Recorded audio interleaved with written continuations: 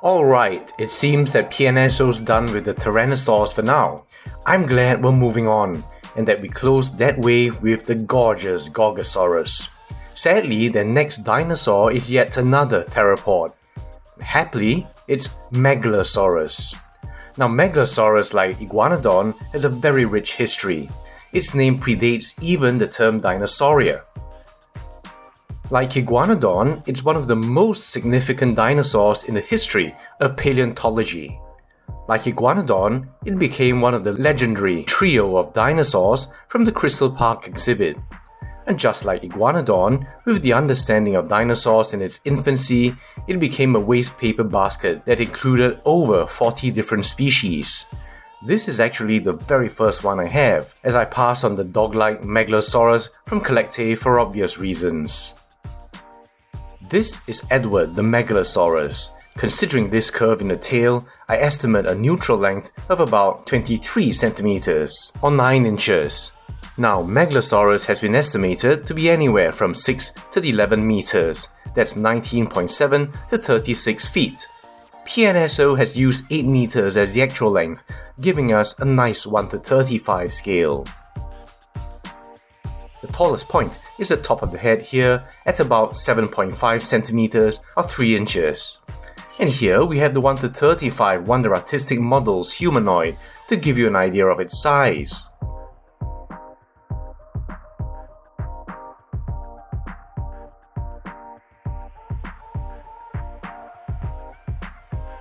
The name Megalosaurus means big or great lizard, from the Greek megas, meaning big or great, and sauros, meaning lizard. So it's ironic that it's actually a medium-sized theropod in real life, and a rather small-sized model. I believe it's also been called Scrotumsaurus, though I don't know what that means. Still, given its significance in history, I'll take Megalosaurus to mean great lizard. In terms of form, this is a rather fragmentary dinosaur. We do have these, from which reasonable skeletals can be reconstructed. And here, Dan Folks, one of the most respectable paleoartists, has used Torvosaurus and Venator to fill in the gaps, as well as other referred material. And here you can see the close relationship between all three. And I think our Megalosaurus is pretty close. I like how this forward reach in the body is nicely balanced by the tail here, lending a kind of subtle dynamism to the whole pose. The head to one side adds to the idea of a natural amble as the dinosaur strides purposefully forward, head turning side to side to check things out. As for the color, what can I say? It's brown again. Still, it's not just straight stripes, but rather a nice pattern flowing down from a darker brown in the dorsal with an orangey wash in the boundary. So this gives me a rather bright and fresh look. And as you'll see later, the face is highlighted with some beautiful blue. So given the fact it's Megalosaurus, and thank the maker, no more stripes, it still stands out for me. Let's get to the detail. Now first, the head. Remember that this is all we have, so it's common to fill in with other known megalosaurids such as Torvosaurus and Venator, as we've seen. And the first thing that strikes you really is that flash of blue, contrasting with the orange in the crest here.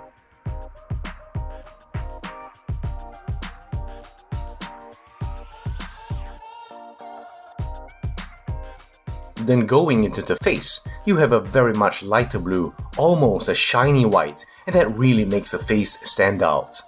I really wish they'd do more of these kinds of highlighting in the rest of the body. The detail is PNSO's usual standard, which is to say very nice, especially at the scale of this small model. Again, no lips in this theropod, but really that's hardly a point worth pointing out, is it?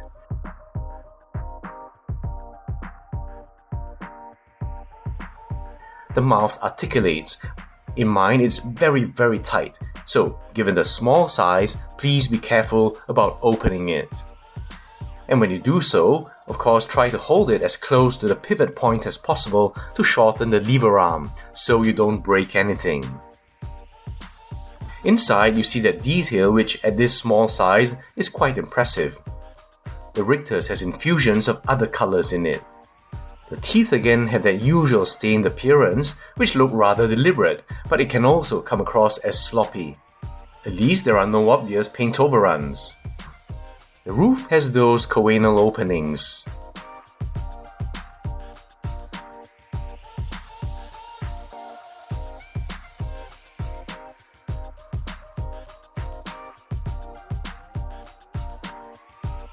And so just a quick once over.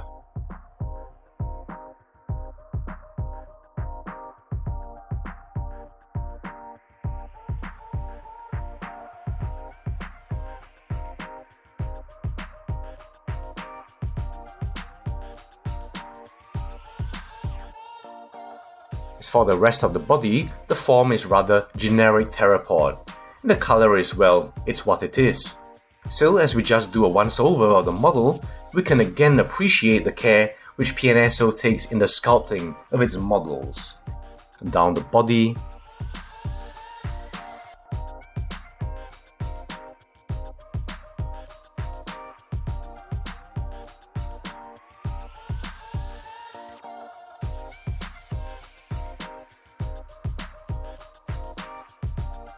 the arms,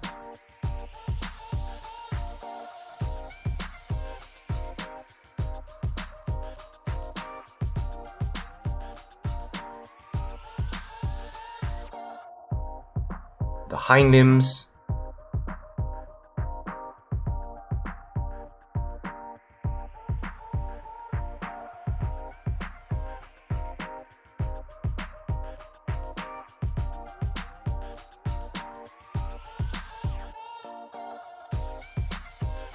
and those toes.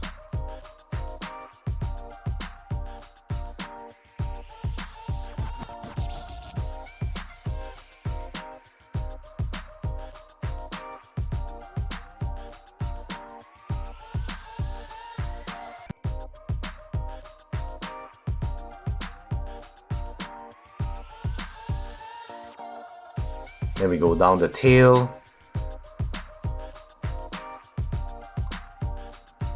and now the underside. So that's it for the model itself. Let's get to the comparisons.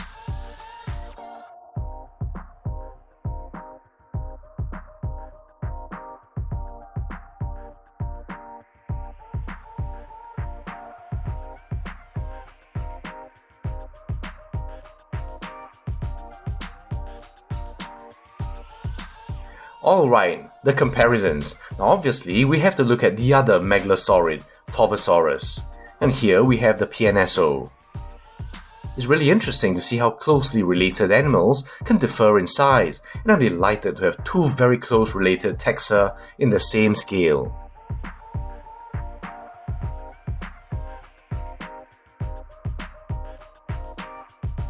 And given its small size, you might like to see it against some of PNSO's most recent smaller tyrannosaurids. The Litronux,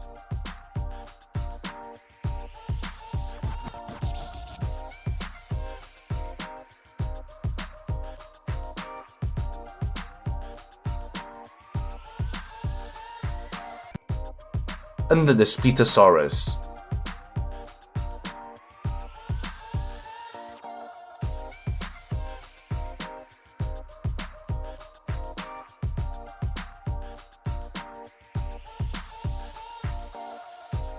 And before I forget, since thousands of you have clamored for it, I finally bring in the PNSO Nanotyrannus. Hopefully this will keep me from being murdered in my sleep.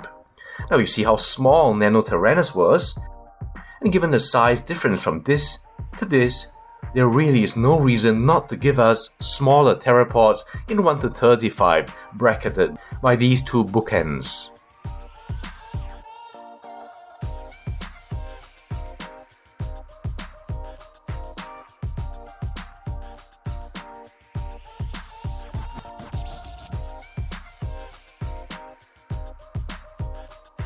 And of course we have our standard size comparators.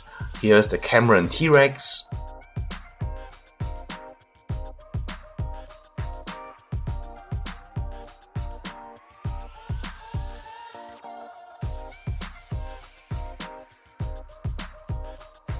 and the original Wilson T-Rex.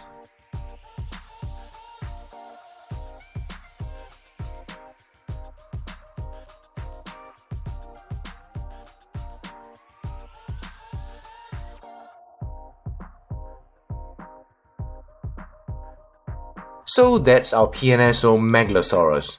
I never thought I'd actually be happy to see another brown-based theropod, but the choice of Megalosaurus, given how historically important it is, I'm glad to finally have a model. The yawning brown-based theme again holds fast, but at least it does away with the stripes, which I guess is a bit of a consolation prize. The pose is really nice as well, and I'm delighted that PNSO didn't just upscale this, but actually give us a smaller theropod in 1:35. It gives me hopes that other smaller dinosaurs like Ceratosaurus might make a comeback. I wonder where PNSO will go next, as we already have Torvosaurus, unless they want to complete the set by giving us Duria Venator and Wyan Venator, which few people know and I suspect care about. I'm not taking any bets, but what do you guys think? I still have an open position on a possible plesiosaur from PNSO, though I have to say that my hopes fading fast. I look forward to reading your comments, and I'll see you in the next video.